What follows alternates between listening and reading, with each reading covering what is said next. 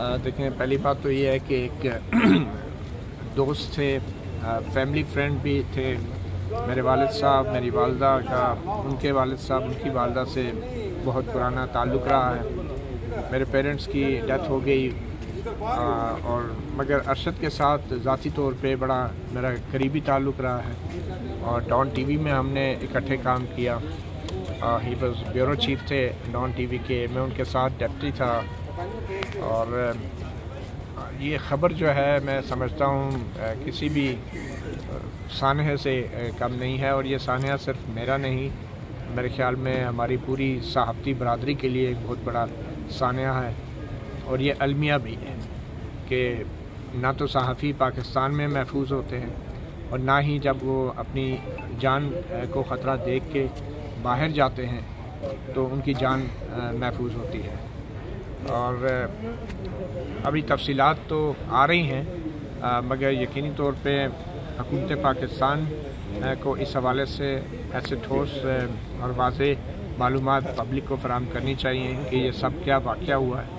उसके बाद हुकूमत को ये भी बताना चाहिए कि वो क्या इक़दामात उठा रही है, और उनकी हुकूमत की तरफ से फैमिली को भी राब्ता होना चाहिए। ये हमारी बदकिस्मती है कि जब भी सहाफ़ियों के साथ कोई बुरा वाक़या होता है तो उस वक्त की हुकूमत के जो वुज़रा हैं या जो लोग हैं वो बुज़दिली का मुज़ाहरा करते हैं, और ये कोई नई बात नहीं है। तो मेरे ख़्याल में कम से कम अब की बार हुकूमत जो है उनको फौरी तौर पे अरशद शरीफ के अहल खाना से रब्ता करके उनको बताना चाहिए कि क्या इक़दाम उठाए जा रहे हैं अरशद शरीफ की बॉडी को वापस लाने के लिए। मती साहब, आखिरी रब्ता अरशद शरीफ साहब से मुलाकात कब हुई? अरशद शरीफ साहब से यहाँ इस्लामाबाद हाई कोर्ट में ही उनसे आखिरी बार मुलाकात हुई थी। वैसे प्रेस कॉन्फ्रेंस में मुलाकात रहती थी। डॉन टेलीविज़न में तो ऑब्वियसली हम रोज़ाना ही इकट्ठे होते थे। बीच में ऑब्वियसली कुछ ऐसे सूरत हाल बदलती रही सियासी तौर पे और पेशेवराना तौर पे हमारे जो रास्ते हैं वो जुदा हुए। मगर एक बात तो तय है कि अरशद शरीफ जो हैं वो बहुत ही बहादुर इंसान थे, बहुत ही बहादुर सहाफ़ी थे, और हम दोनों ने मिलकर भी डॉन टेलीविज़न में बहुत सी ऐसी स्टोरीज़ की कि जो उस वक्त भी मतलब जिनमें बहुत ख़तरा होता था।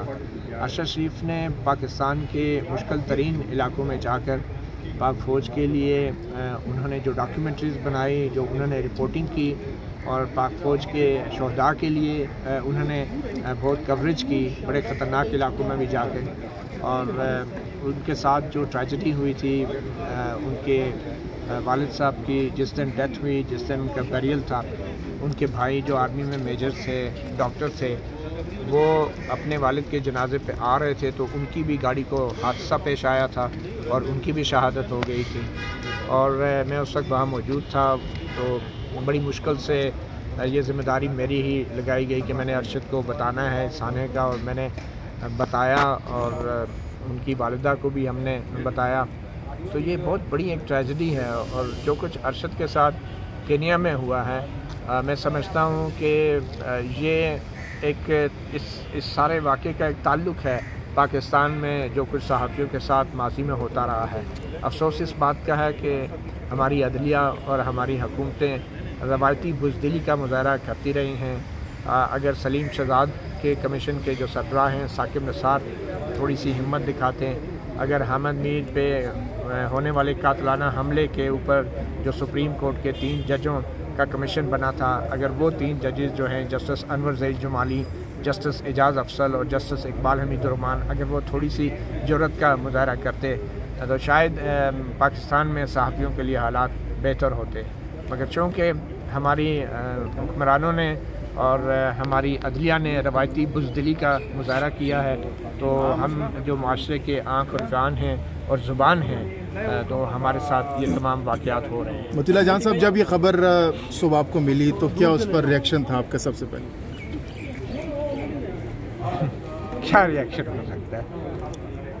उनकी वालदा से आपकी बात हुई, उनकी फैमिली से आपकी बात हुई, जाहिर सी बात है हर आंख इस वक्त अश्कबार है, तो बहुत शॉकिंग न्यूज़ थी सबके लिए, पूरे तमाम पाकिस्तानी कौम के लिए। जी बिल्कुल, जाऊँ भाई को यादगार अरशद भाई के साथ